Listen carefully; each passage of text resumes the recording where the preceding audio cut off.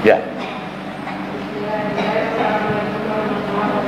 Waalaikumsalam warahmatullahi wabarakatuh.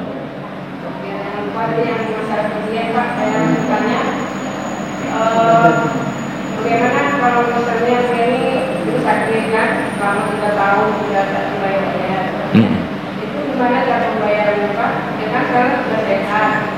Nah, disuruh bayar puasa kan tidak sanggup. Bagaimana caranya selama 3 tahun itu? Oh iya. Sudah Bu? Lanjut ya? Ya. Nah, tadi yang masalah Yasin itu Pak. Baca Yasin itu sering kan? Apakah boleh ditambah juga tadi kan? Yasin, Allah, Quran, Yasin, dan juga 2 kali kan? Allah, Quran, Yasin, Al-Quran, Yasin, baru wajib kan? Nah, berarti di tengah itu salam Allah, Oh iya. ada 2 kali. Iya. Iya. Apakah boleh ditambah kayak gitu kan? Biasanya kan sekali. Iya. Nah, dalam pengajian kadang-kadang itu ditambah gitu kan? Iya. Kebiasaan kadang-kadang kan? Ya. Nah, apakah masalah berubah Sudah. Ya. nanti kalau boleh tidak? Iya. Terima kasih. Nah. Nah, tadi masalah doa. Doa kan kita kan sering itu kalau sendiri awal bahasa Arab, tengah bahasa Indonesia yang kita mohon sama Allah, minta terima kasih dan mohon dikabulkan. Apakah itu boleh? Dan terakhir kan baru bahasa Arab lagi. Nah, Ya. kan bahasa bisa ditambah-tambah dengan bahasa yang Ya. Oke. masalah puasa Pak, puasa sunnah ayam wajib itu kan setiap tanggal 13, 14, 15 setiap bulannya ada tuh Pak.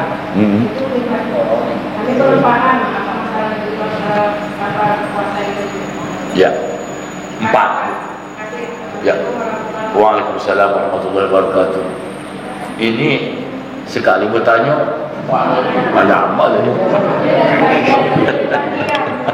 Dah apa? Yang menjadi masalah bagi saya kan, kalau saya lupa kan gitu. Lupa apa pertanyaannya tadi? Kan? Iya, oke. Yang keempat, puasa ayyamul bait.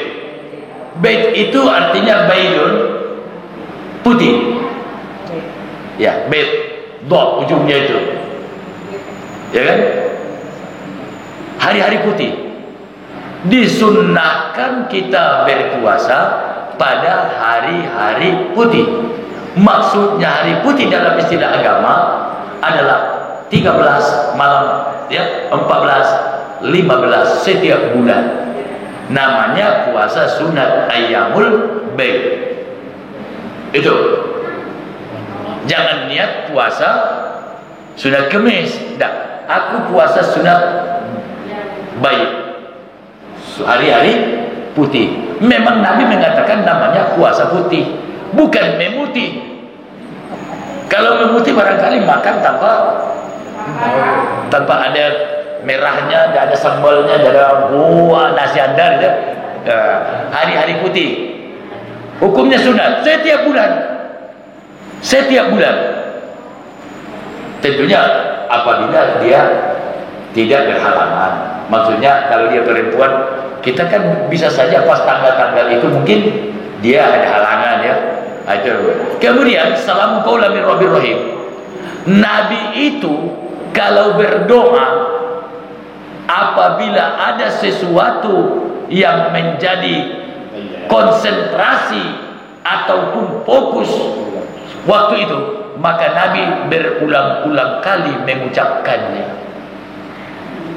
Jadi kalau tadi umpama ada orang baca Yasin, salamun qaulan min rabbir rahim, salamun qaulan min rabbir rahim, salamun qaulan min rabbir rahim, wamtazul yawma ayyuhal mujrimun, alam a'ad ilaikum ya bani adam an la ta'budu syaitan innahu lakum aduwwun mubin. Salamun qaulan min rabbir diucap 3 kali. Mungkin dia tadi di awal sudah berniat untuk mengirim doa pahala bacaan kepada seseorang keluarganya yang meninggal, maka dia konsentrasikan ayat tadi salamun. mudah-mudahan Allah menyelamatkan jenazah itu. Itu makanya diulang-ulangnya. Sama dengan saya tadi, al-a'rab wa syaddu kubran wa nifaqa. Al-a'rab wa syaddu kubran wa nifaqa. Orang-orang paling kafir, paling munafik. Padahal saya itu paling panas orang tadi. Jadi boleh Bu ya, boleh. Salam qaulan min rabbir rahim. Ataupun ayat-ayat yang lain. Biasa kadang anunya yang dibaca 2 kali Pak. Boleh. Iya. Atau gini.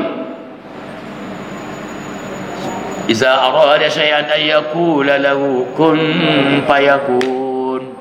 Iya. Enggak. Saya ayakula lahu kun, ditamparnya lututnya. Dia dalam hatinya, dia baca surah Yasin tadi, mungkin tujuannya supaya barangnya yang hilang dikembalikan Allah, dan cepat kembalinya seperti tangannya jatuh, secepat itu jatuh ke lututnya.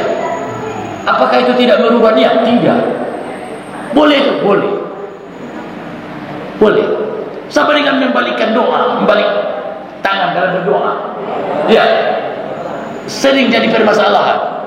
Apakah ada berdoa dengan membalikkan tangan? Yang namanya meminta begini dong, masa kayak gini.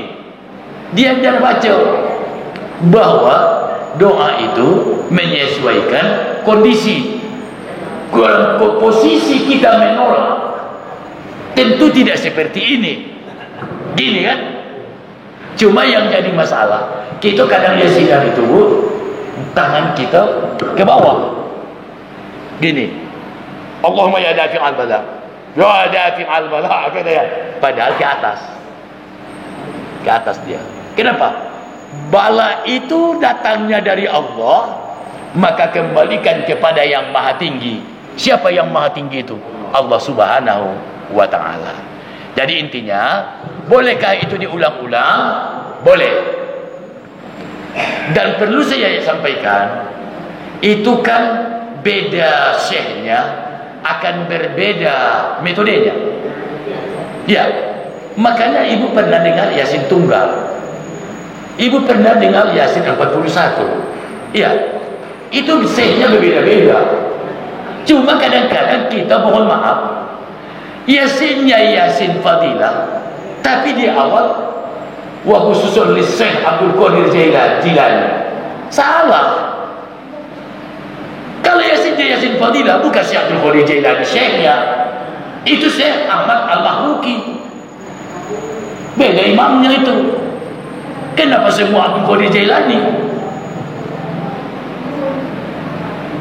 Maksudnya beda cara-cara berzikir dan beribadah, termasuk di sana tadi dalam baca Quran itu ada masing-masing syekhnya. Abil Hasan Az-Zazili beda, Ahmad Al-Mahruqi beda, Ahmad Ad-Dairabi beda. Itu yang kadang-kadang kita keliru. Yang kita bawakan Yasinnya Syekh Ahmad Ad-Dairabi, tapi kita wa khususun li Syekh Abdul Qadir Jilani. Padahal bukan dia punya itu, Ahmad Ad-Dairabi yang punya. Ini masalah. Makanya kita pelajari yang mana yang Syekh Ahmad Ad-Dairabi, yang mana metode zikir yang mana, zikir yang mana atau yasin yang mana yang menurut metode Syekh Abdul Qadir Jilani, yang mana yang metode Syekh Ahmad Al-Mahruqi, harus bisa kita bedakan.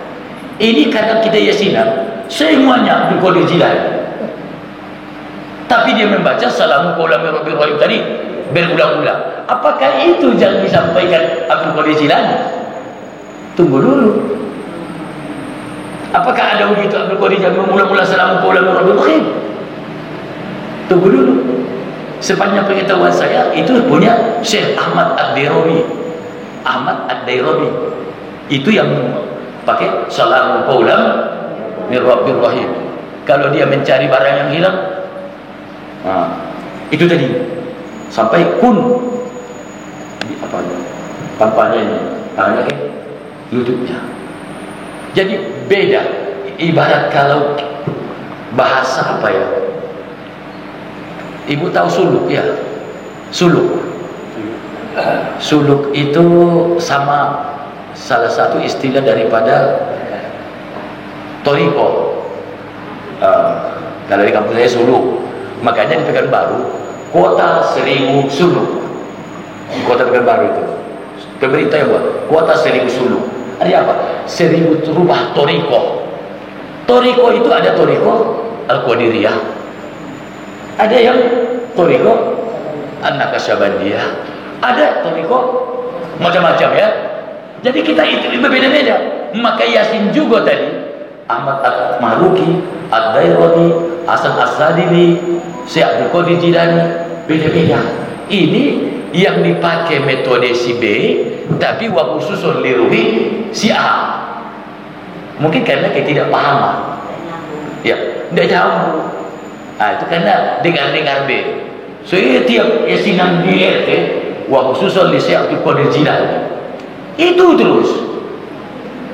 Sementara yang memimpin yasinan ada yang mengulang-ulang salamun qaulan min rabbir rahim. Itu kan bukan metode beliau. Itu contoh ya. Yang kedua tadi apa tadi? Doa. Saya udah mau bilang tadi sebenarnya al khairud du'ai al ma'surah. Sebagus-bagus doa itu doa al ma'sur. Al ma'sur itu doa yang teksnya dari Al-Quran dan hadis. Apakah tidak boleh berbahasa Indonesia? Silakan. Tapi kalau ibu bertanya hukum, apakah itu abdul? Saya bilang tidak. Karena melanggar apa yang dikatakan Nabi. Tidak abdul. Makanya saya tidak mau berbahasa Indonesia. Saya tidak mau. Tidak pernah saya berbahasa Indonesia berdoa. Tidak mau saya itu. Walaupun pertemuan apa. Kenapa? Karena Nabi itu berdoa dengan bahasa Arab. Al-Quran, doa-doa dalam bahasa dalam Al-Quran juga bahasa Arab. Kecuali mungkin kita tidak hafal, kan itu ya silakan sajalah. Ya seluruh doa pasti dan setiap bahasa itu adalah datangnya dari Allah. Dari Allah. Ya, cuma kalau ditanya tentang hukum, abdul apa tidak? Saya jawab tidak. Karena Nabi mengatakan khairud du'a al-ma'sur. Sebagus-bagus doa, doa al-ma'sur. Bahasa Indonesia tidak termasuk di dalamnya.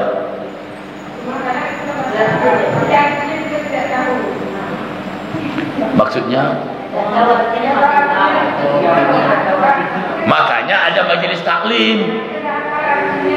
Ya, makanya ada majelis taklim Jumat malam Sabtu. Iya. Iya, Pak. Apa? Datang terus. Apa yang tidak tahu artinya? Tanya saya. Tidak dapat saya. Aku tanya yang lain. Iya. Kan banyak guru-guru. Si A tidak tahu, ya B kata. Dan itu Bu, lebih bagus berdoa pendek tapi dipahami dan dihayati daripada doa panjang melayang-layang entah kemana-mana dan tidak mengerti apa yang diminta. Buat proposal tapi tidak tahu isinya. Apa proposalmu itu ke bupati katanya? Anggapannya tadi mengantar proposal kemana? Ke Pemda. Apa isinya? Tak tahu aku. Pokoknya proposal. Tidak bisa loh. Apa isinya? Sampai RAB-nya pun harus tahu gitu. Makanya kita kan lebih bagus pendek tapi kita pahami. Dan ingat Bu, orang yang mengerti makna doa yang dibaca itu dari cara dia berdoa kan kita tahu. Iya. Ya Bu. Ada orang doanya pasti bagus kedengaran. Tapi kan kita tahu, ngerti tidak dia doa yang dibacanya itu? Kan terasa itu. Orang yang mengerti dengan makna bacaan itu, walaupun suaranya tidak begitu indah mungkin, bisa kita bedakan. Sama dengan orang berkhutbah, khutbah Jumat tadi, baca muqaddimah. Alhamdulillah Alhamdulillahil kabiril muta'al. Tahu kita ini. Ini sekolah agama dan dasar dia baca buku itu, atau sekolah yang berbahasa apa? Tulisan belajar dengan kitab terjemahan.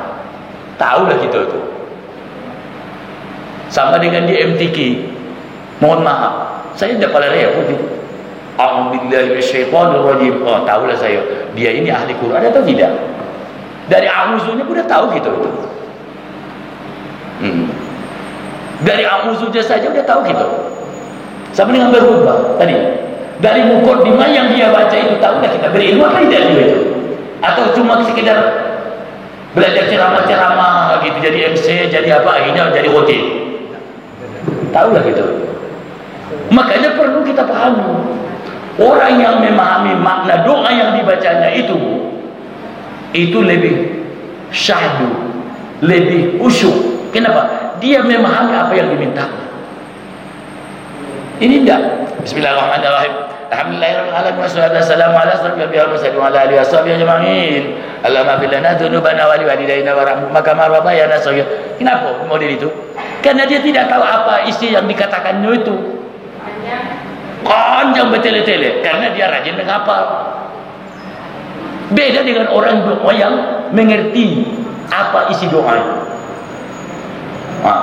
Jauh terasa itu. Terasa itu. Walaupun dia anak-anak kecil, tapi dia mengerti, tahu gitu. Ini kadang-kadang pertemuan, doa pertemuan. Ada orang, kalau dia baca doa biasa, gengsi. Maksudnya apa cuman? Tidak mau baca doa biasa. Kenapa? Udah sering didengar orang. Aku ingin, karena saya ini ustaz, ingin doanya beda dengan yang lain. Kayak gitu. Tidak usah lah berpikir model itu. Nabi Muhammad sholatnya baca Fatihah juga. Apakah karena kita jangan sama? Kalau tidak sama, tidak boleh. Supaya demikian keren ya. Agar keren, tren. Kayak gitu kan? Apa yang diajarkan? Udah. Ya, doa. Nah, jadi ini kadang-kadang. Makanya apalagi kadang-kadang kita yang ada masalah, orang doa arwah, tulisannya kecil-kecil, namanya pun tidak jelas, disuruh Pak Imam membacakan apa kepada ruh ini, ruh ini, ruh ini, ruh ini, katanya ya. Kalau kira-kira membuat kita tidak khusyuk, tidak usah bacakan nama orangnya. Tengok ila ruhi almarhum, datang yang sebelah Bedur bin Ma'in, makinnya tuh anda usuk karena baca dia jelas.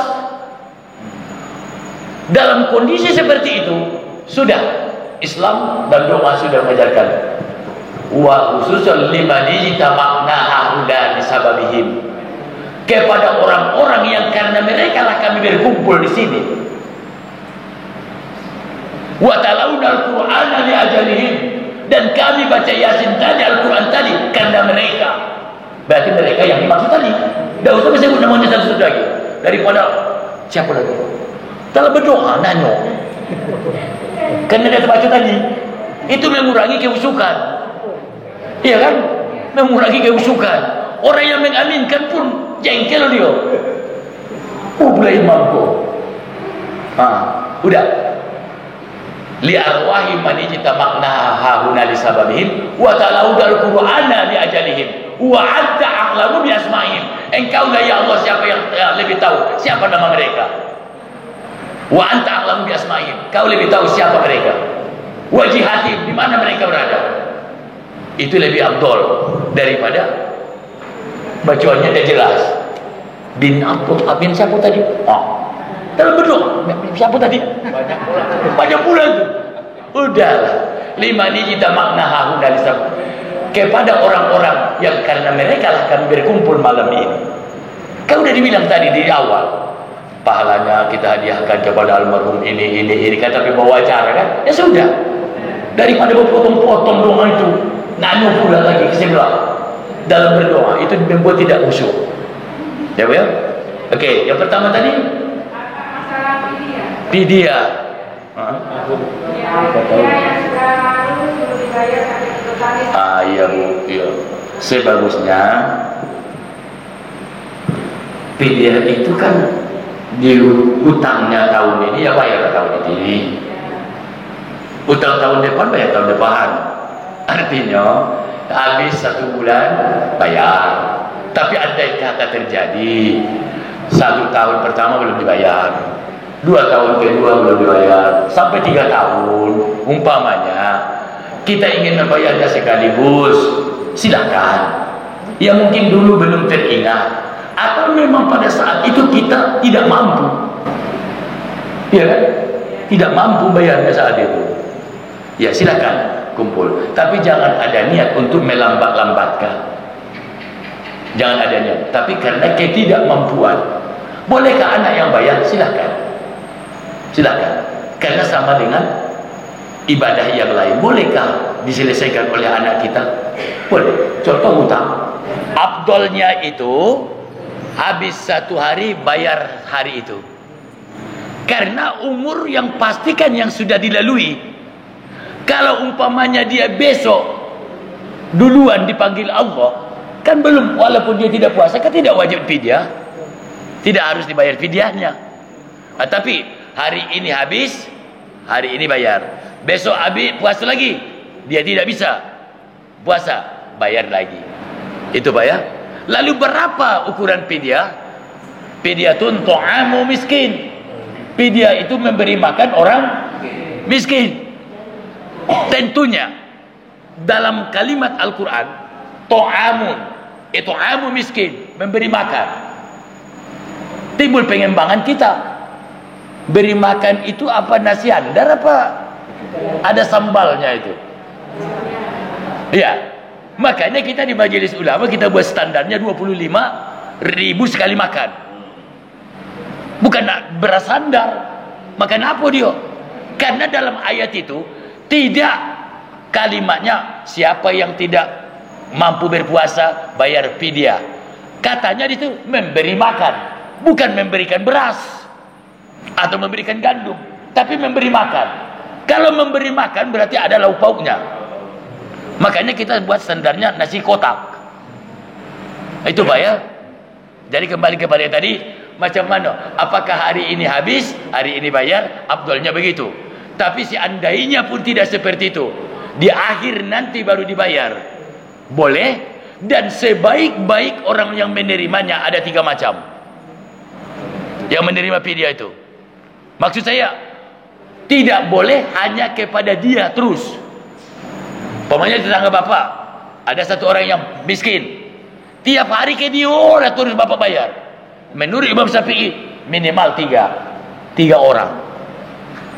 Jangan ke dia terus. Fidyah kemarin si A, besok ke dia lagi, besoknya ke dia lagi, sampai sebulan. Menurut mazhab Syafi'i sebaiknya sampai 3. Mungkin ada di sebelahnya lagi, mungkin ada di sebelah RT lagi, atau di RT lain lagi. Begitu Pak ya, untuk tempat pembayarannya. Tidak bagus untuk hanya terfokus kepada 1 orang saja. Ya Bu. Dibayar pakai uang bisa. Dibayar pakai uang bisa. Pakai? Oh iya, boleh Pak, boleh Pak, boleh. Bahkan saya bukan ya katakanlah promosi ya, bukan menekankan tapi promosi. Kalau bapak-bapak dan ibu-ibu ragu untuk membayarnya, bayar ke Basnas. Orang Basnas nanti yang mencari yang berhak menerimanya.